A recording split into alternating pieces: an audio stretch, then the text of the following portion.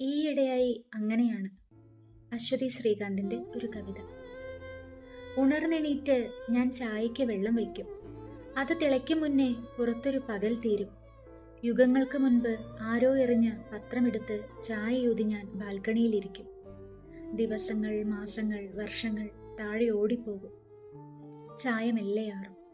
എൻ്റെ ക്ലോക്കിലെ സൂചിയൊന്ന് അനങ്ങും. അരിയിട്ട് കറിക്കരിഞ്ഞ് പാത്രം കഴുകി വരുമ്പോൾ ഒരു മഴക്കാലം, വേനൽക്കാലം, മഞ്ഞുകാലം കടന്നിട്ടുണ്ടാവും.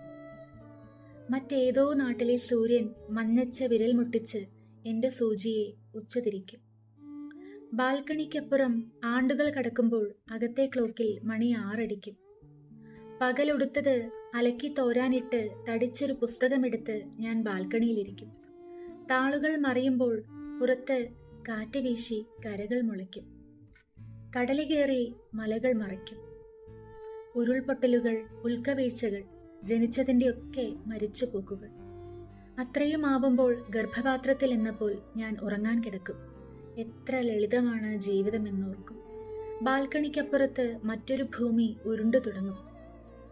അകത്ത് ഞാൻ, പുറത്ത് ലോകം, നടുവിലൊരു ബാൽക്കണി, തീരാത്ത സമയം. ഈയിടെയായി അങ്ങനെയാണ്.